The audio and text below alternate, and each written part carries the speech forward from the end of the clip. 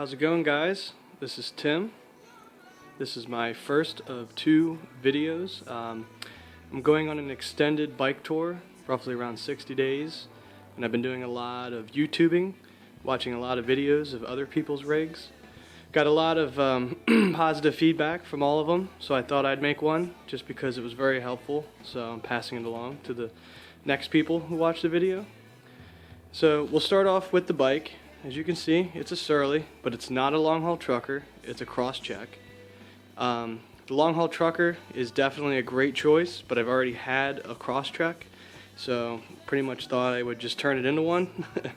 The only real differences are going to be a few extra rack mounts, horizontal dropouts as opposed to vertical, and it's a little lighter, so that's always good. This is not disc brakes, this is a V-brake. The long haul trucker comes in both disc brake and V-brake models. So it's a 700C bike. To me, if you're doing a US trip, 700C versus 26 really doesn't matter. Did a lot of research. It's just basically 26-inch tubes are cheaper and more common. But if a bike shop doesn't have a 700C tube, they're doing something wrong. So it's a Crosstrek.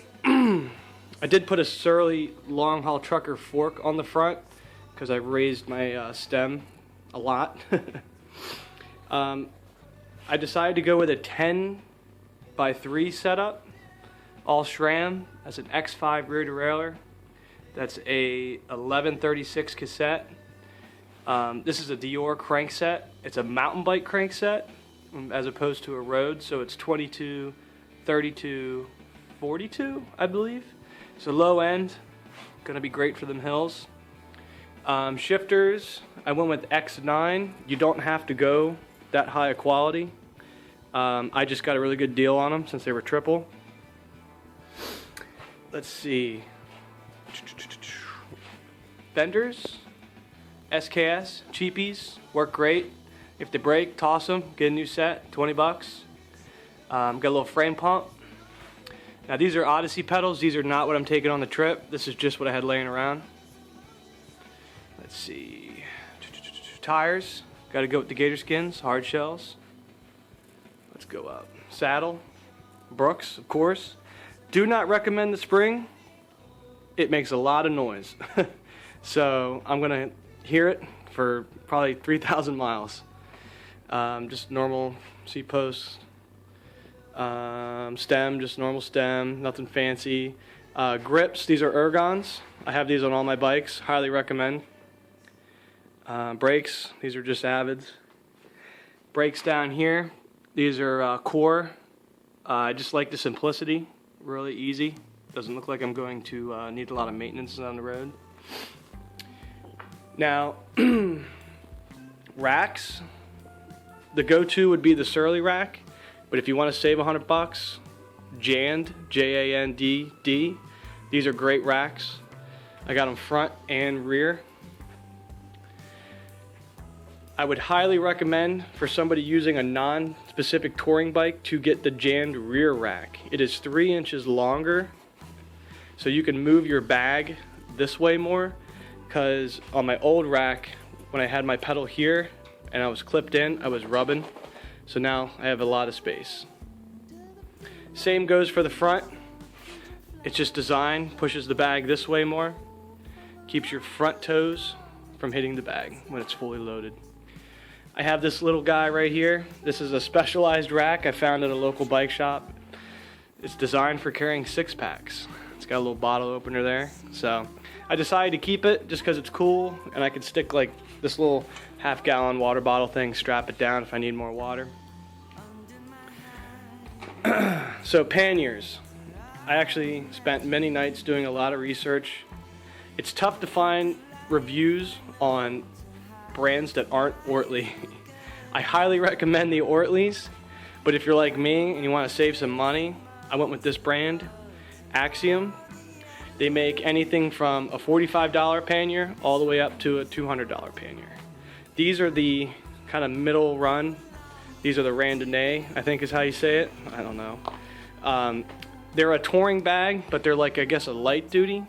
But what I really liked is they have a little pouch right here on all of them. So I can put like my first aid kit, you know, whatever, medication, stuff that you don't necessarily need every day, but when you need it, you don't have to dig for it and throw all your shit everywhere. So that's pretty cool. They claim that they're 100% waterproof, like the Ortlies. I've sprayed them with the hose. They seem all right.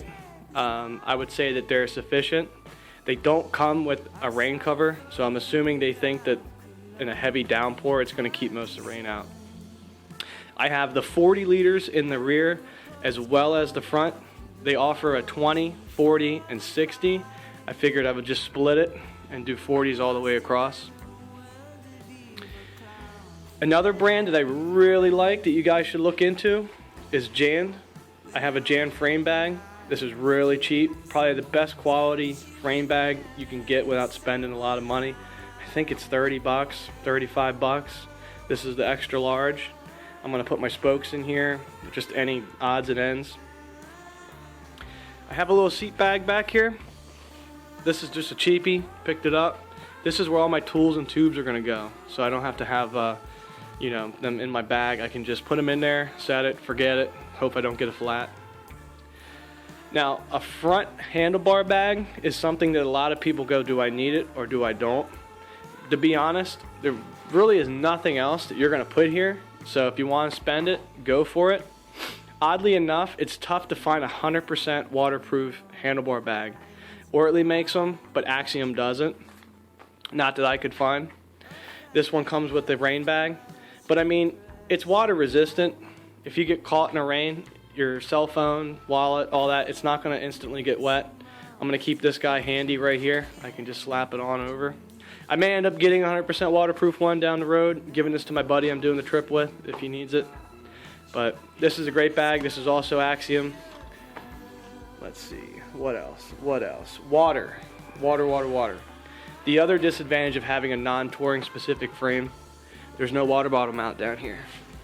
They're usually on the long haul truckers. There'll be one right here you can use for water, fuel, whatever you want. They do make attachment water bottle cages that kind of Velcro. I had one here. It just was flopping around. I had to tighten it up every time. I figured I'd exit and get rid of it completely. So I got the two here. And then I picked up these Problem Solver handlebar mounts. They're aluminum. You just attach them to the bar and then you attach a water bottle cage. So I'm gonna have two up front, two on the frame. This handlebar bag has a little insulated pocket here, so if I pick up some coffee or something, I can put it in my mug, stick it in there. So I'll have plenty of room for water. I will be carrying collapsible canteen, a plastic canteen, so I'll fill it up, put it in a bag if I'm gonna need extended water, but just for regular water, 4, 5 even. So that's about it as far as the equipment goes. I will be posting another video about all my camping gear, everything that's going to go inside the bags. You know, so definitely check that out. That video will be up in a couple weeks. So if you have any comments, any questions, I've done a lot of research. I'm also a bike shop guy, so I know a thing or two about maintenance and about taking care of your bike and about installing things. Hey, this is Tim again. I just forgot one thing. The wheels. The wheels. This is probably going to be the most important part of your bike because not all wheels are created equal. Wheels come in different, you know, walls, thicknesses, double wall, triple wall, single wall, spokes. The most important thing you got to keep in mind is when you tour, anything over kind of like a weekend, you're going to want to have a heavy duty wheel set because with all these bags, you're thinking of packing anywhere from 50 up to 100 extra pounds. So just imagine a big fat guy getting on your little bike. It's going to wear out the spokes quicker. It's going to wear out the tires quicker. So that's why I chose the Gator Skins. These are rated for a ton of miles. They're super hard, super heavy duty. Now, if you don't know much about bikes, wheels tend to come in 28 spoke, 30 spoke, 32, 34, 36.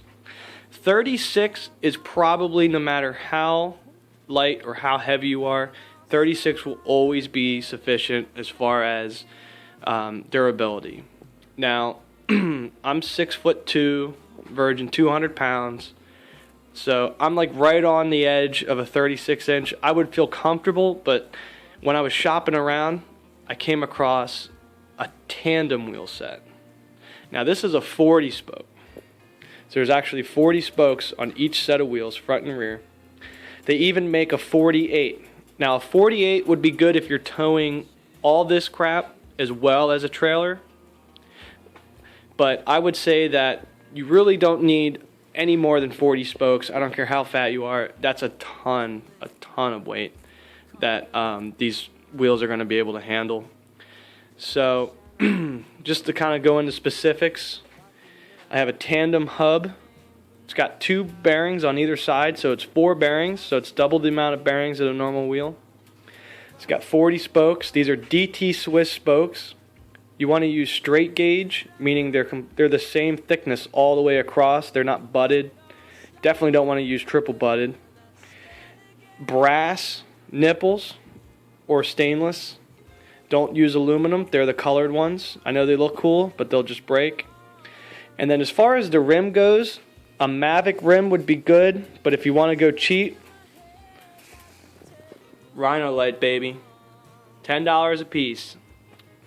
These rims are probably the highest rated as far as price and durability.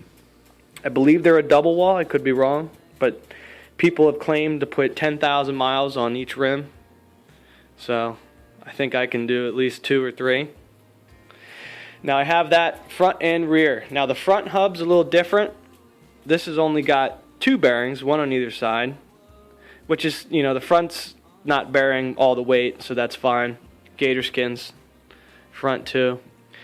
So I think that's very important, but like I said, you want to shoot for, if you're an average size human being, shoot for a 36 spoke wheel set. If you're on the lighter side, you're 5 foot, you weigh 110 pounds soaking wet, then whatever wheels came with your bike are probably fine.